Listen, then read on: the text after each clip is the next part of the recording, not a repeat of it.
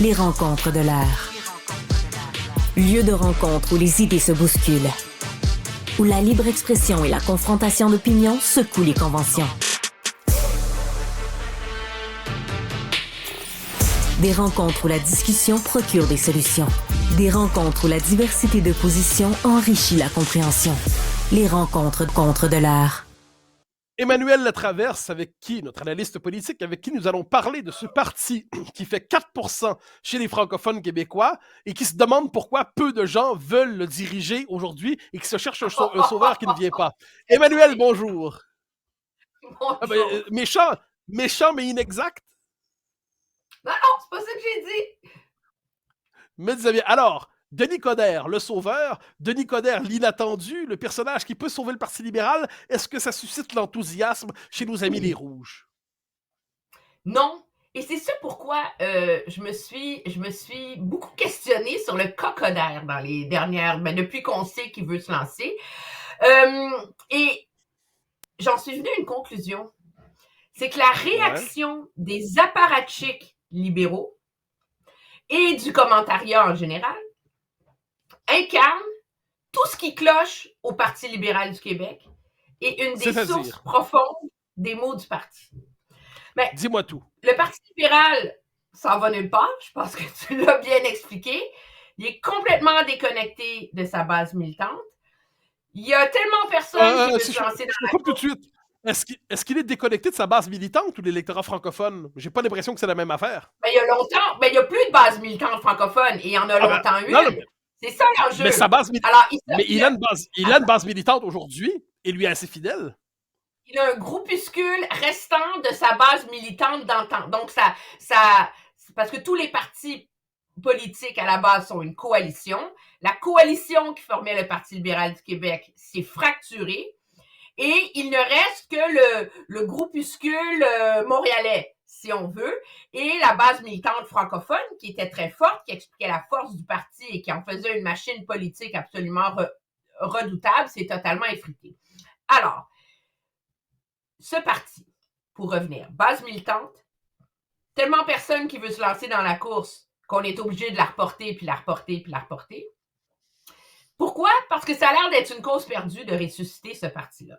Et là, tout d'un coup, il y a un politicien très connu qui a subi des défaites, puis que lui, il dit, savez-vous, moi, je vais le prendre, le risque. Et c'est quoi la réaction générale? C'est une forme de condescendant. Ah, pauvre Denis.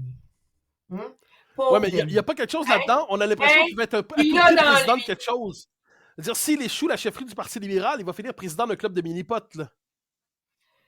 Oui, mais excuse-moi, tous les gens qui se lancent en politique et qui veulent devenir chef et qui réussissent veulent être président de quelque chose. La morale de l'histoire, c'est que quand la réaction unanime, c'est la condescendance, puis objectivement, la réaction qu'on entend, c'est celle des députés, qui est polie, mais sans aucun enthousiasme, on s'entend, et celle du commentariat, qui est aussi polie. Moi, je pose la question, à qui appartient le PLQ? Ça appartient aux apparatchiks. À la minorité historique anglophone et à ceux qui sont assimilés et qui en ont fait leur vecteur politique. Oui, mais un parti politique est supposé appartenir à ses membres, techniquement. Une course au leadership, le but, c'est de renouveler un parti politique. Parce qu'il ne faut pas oublier que le but de la course au leadership, on n'arrête pas de parler de renouveau. Hein? Alors, ce n'est pas les députés puis les apparatchiks qui devaient décider. Alors, qu'est-ce qui nous reste? Il reste le style et le fond. La forme et le fond. Hein? La forme. Denis Coderre et Denis Coderre, on peut l'aimer, on peut pas l'aimer. Il parle encore avec ses formules toutes faites. Il a donné sa longue chronique à CKVL hier. Je l'ai écouté de long en large. Les gens que Denis Coderre hérisse dans la vie vont continuer à être totalement hérissés par Denis Coderre. OK? Mais quand on écoute, qu'est-ce qu'il a à dire, Denis Coderre? Il a dit, pourquoi le Parti libéral est déconnecté des francophones? Parce qu'il n'a plus de base militante francophone. C'est pas fou. Si le parti n'a plus d'appui chez les francophones, c'est parce qu'il a laissé tomber les francophones. C'est pas fou. OK. Moi, je pense qu'il faut redonner l'autonomie aux municipalités et au gouvernement de proximité. C'est pas débile comme idée. Après ça, petit côté populiste, c'est la mode en ce moment. Il dit, avec la grève des enseignants, on parle du plan de rattrapage puis des élèves, mais personne ne parle des parents qui ont souffert et qui ont été obligés de dépenser de l'argent à faire garder leurs enfants et à embaucher des tuteurs. Il dit, moi, je trouve qu'on devrait donner un congé de taxe scolaire d'1 mois à tous les parents qui ont été touchés par la grève. Tu peux être pour ou contre, là, OK? Mais au moins, ça amène de l'eau au moulin d'un débat intéressant. Après ça, il endosse le diagnostic de Pierre Poilievre sur le problème, sur la responsabilité des villes dans la crise du logement. Et il a un discours sur l'immigration avec lequel tu ne seras absolument pas d'accord, on s'en doute. Mais en même temps, il dit la responsabilité première d'un pays, c'est de contrôler ses frontières. Il rappelle que lui-même est celui qui avait négocié l'entente sur les tiers pays sûrs alors qu'il était ministre de l'immigration. Moi, je lis ça, là. Je me dis, ce gars-là, il a pensé à son affaire. Il y a des idées politiques à mettre de l'avant. Il y a un diagnostic. Pourquoi on accueillerait sa candidature comme s'il était un joli petit animal de cirque qui fait pitié en attendant que les autres sauveurs arrivent? Je dis pas qu'il va gagner. Okay. Je dis pas que c'est le bon candidat pour le Parti libéral. Mais à un moment donné, il est le premier qui a sauté. Objectivement, il amène des idées. Il fait ses devoirs. Peut-être qu'il faudrait le prendre juste un peu au sérieux. Alors, je te relance sur son diagnostic, ça nous conduira bientôt à l'autre élément de la chronique, mais il dit, il constate que les libéraux sont coupés des francophones. Grosse nouvelle, en effet, mais cela dit, il faut chercher à savoir pourquoi. Or, Denis Coderre, tu me corrigeras, mais l'histoire qu'on a de lui, c'est que c'est un multiculturaliste convaincu, c'est quelqu'un qui, sur des questions identitaires, a un discours qui cadre bien davantage avec le Montréal tel qu'il devient, c'est-à-dire multiculturaliste, davantage qu'avec les Québécois francophones dans leur ensemble. Donc là, il peut bien faire ce constat, mais le discours qu'il met de l'avant, c'est le discours qui a conduit à la rupture entre les libéraux et les francophones. Je veux dire, comme je dis encore une fois, en matière de sauveur, le diagnostic me semble approximatif.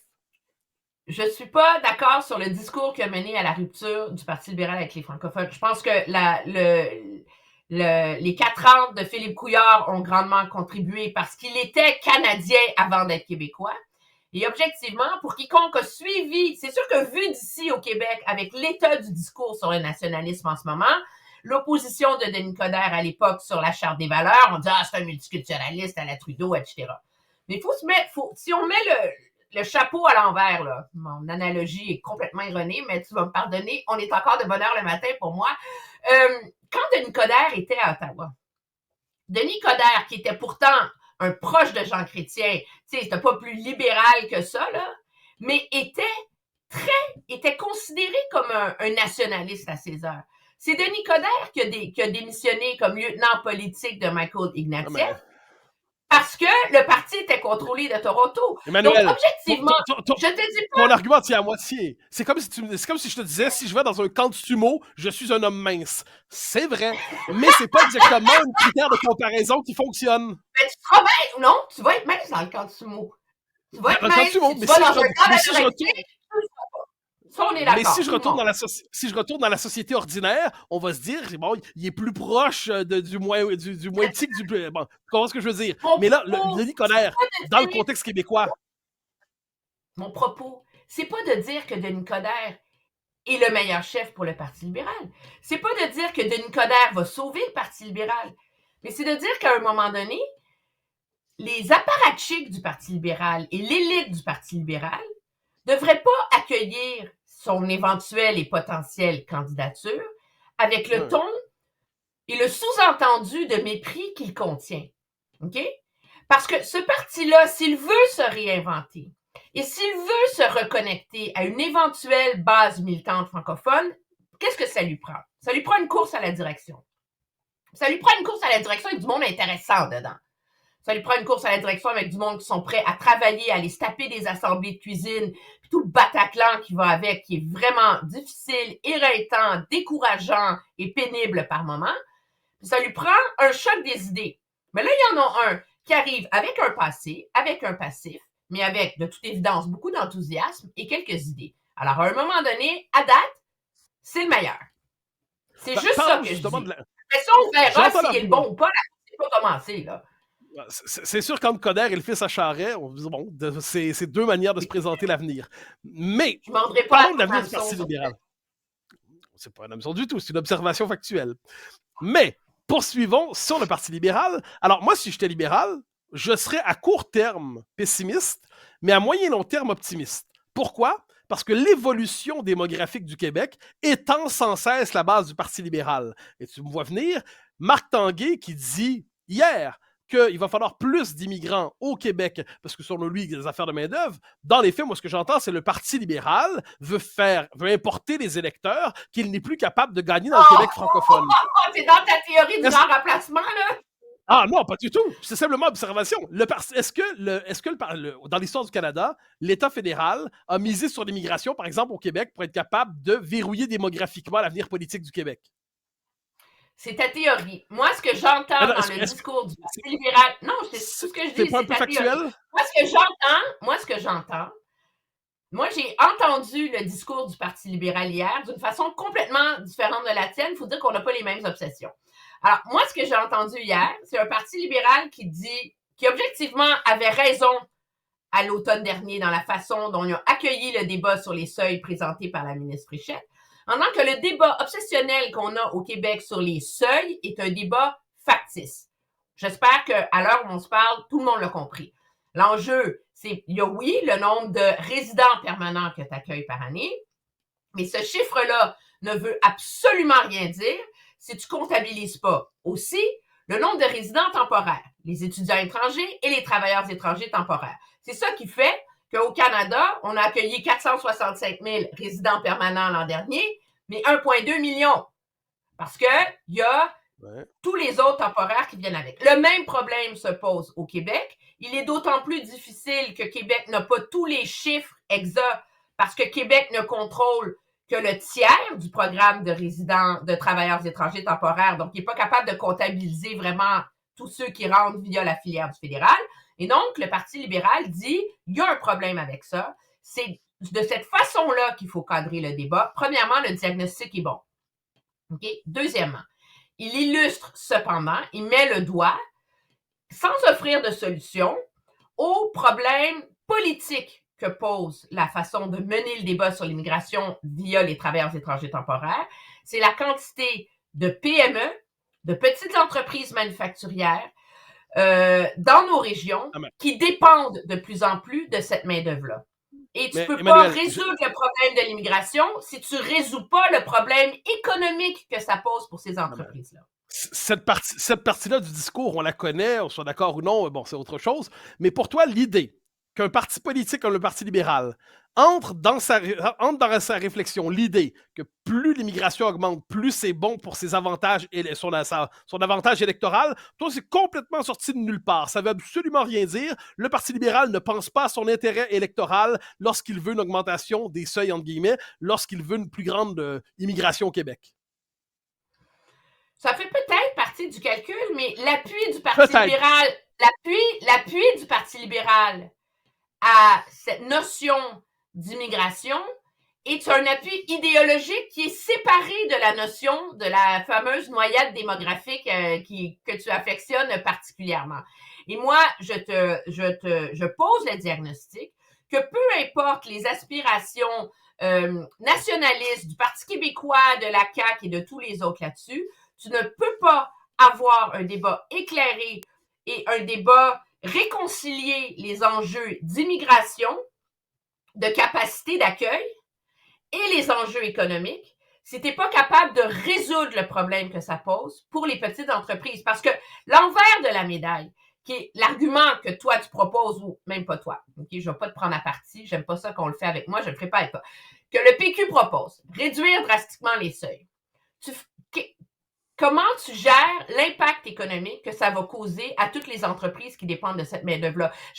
J'ai bien entendu l'argument de Pierre Fortin avant, à l'effet qu'à un moment donné, quand tu accueilles trop, tu crées un cercle vicieux, et pire que ça, tu contribues à maintenir des salaires plus bas.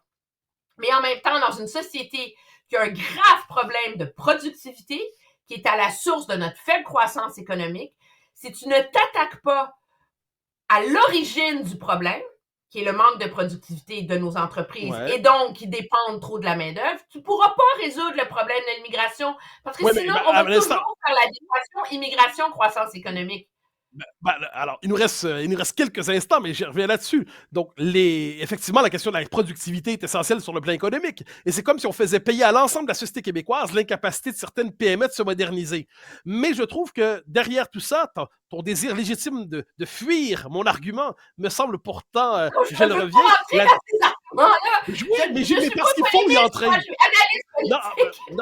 Mais je suis analyste aussi, cher Emmanuel. Et quand je te dis que le Parti libéral constate que sa base électorale a augmenté du West Island à toute Montréal, à Laval, au rythme où l'immigration augmentait, entre toi et moi, ça, c'est de l'analyse politique et électorale de base. Et je vois le Parti libéral était grandement en faveur de l'immigration et d'une très forte immigration au Québec, même à l'époque où il gagnait énormément de sièges en région et avait une immense base militante francophone. Donc, il a été en faveur d'une forte immigration au Québec, bien avant l'idée que ce soit sa porte de salut pour se faire élire. Non, mais un instant, mais ça, c'est un choix idéologique. Mais aujourd'hui, je trouve quelque peu audacieuse l'idée... C'est comme dire le Parti québécois est souverainiste parce que il pense parce que Paul Saint-Pierre Plamondon rêve d'être à la tête d'une armée. Ça n'a aucun rapport. L'idéologie de la souveraineté date d'avant les intérêts politiques de la souveraineté. L'idéologie d'un accueil et d'une immigration forte au Parti libéral date d'avant leur déboire actuel.